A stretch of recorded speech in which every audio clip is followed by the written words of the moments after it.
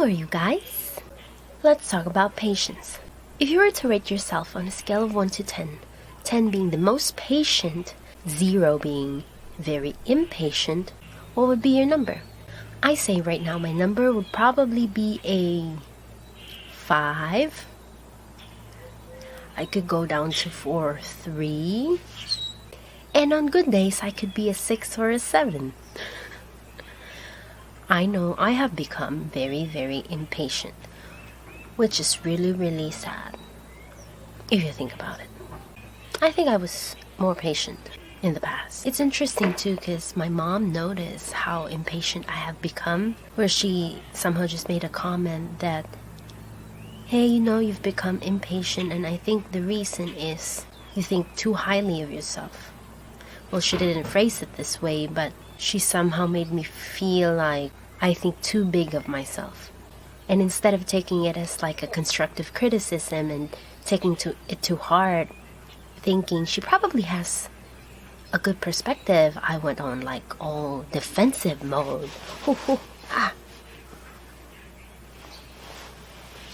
And thought, the only reason I'm impatient is because my time is very important.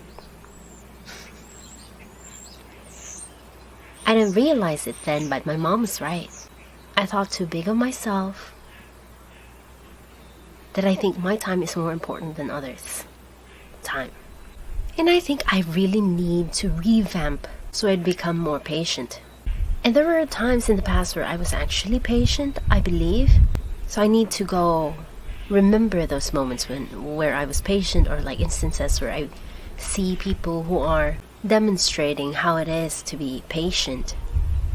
I'll probably give some examples. Maybe we could look further into this. Where it was a sales associate. That sounds so fancy, sales associate. Basically, I was just a salesperson in a small business that was selling phone cases in malls in LA. There wasn't really a lot going on. All I had to do was ask people to buy these phone cases, and I was very patient. I just watched people pass by, ask some people to buy phone cases. That was actually a good time. I could probably be preoccupied then, didn't think I was having a good time, but looking back, it was a more slow-paced moment. My worries were not very complicated, and all I had to do was wait. I knew what I was doing wasn't big, and I didn't think of it small. I just thought of it as what it was. That was a good example of being patient. Another example of being patient is my mom. When we used to live in LA, there used to be a food bank close to where we live, and they would give away cheese, beans, rice, and it was basically free food. All you had to do was wait in line and get free food. And my mom was so excited because we didn't really make a lot when we were in LA. And she would get excited, waiting in line to get beans and rice and cheese. And every time she talked to me about those moments, she's like all excited that, hey, there's this food bank giving out food. And the fact that she's joyful every time she talks about it, she was joyful in having the quality of being patient, patiently waiting. That's another example. Rewinding a lot of years back, I think when I was probably 6, 7, or 8, I was also very patient, I would say.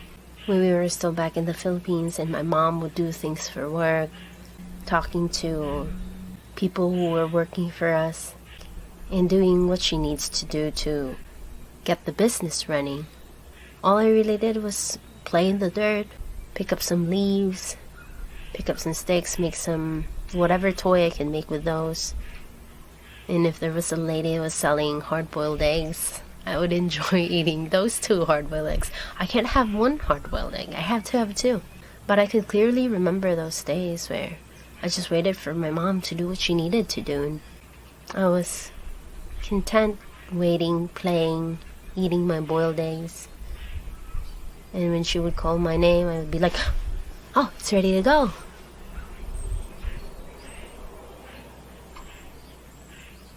I think I was patient then. Maybe like a 9 or a 10. So looking back, comparing the situations where the quality of patience is being demonstrated versus the quality of impatience is being demonstrated. For me as the only subject, I could really think the root cause is because I think my time is more important than other people's time. You know what? Yes, I do still feel there are days where my time's more important than other people's time. But it's just probably because I need to be slapped constantly. Like, hey, realize you're not important. I'm not important. I'm a tiny speck. I'm a microspeck. Compared to a bigger organization, compared to this whole world, compared to this universe, compared to anything larger than me. It's embarrassing that I think of myself so important and my time so important, and it caused me to be rude. That it closes a window to a bigger possibility. I remember I had a friend. He told me he was a great cook. I think I can cook. I know I'm not great, but I know I can cook. And so I asked him, okay, like, what's your go-to recipe? And then he was like, chicken Alfredo. I'm like, oh, that's cool. So how do you make your chicken Alfredo? And he was like, oh, I bring out the pan, put in the Alfredo sauce, and heat it up. And I was like, oh, okay. Okay. And I asked, what cheese do you add into it? And he's like, no, I don't add any more cheese. It's already good.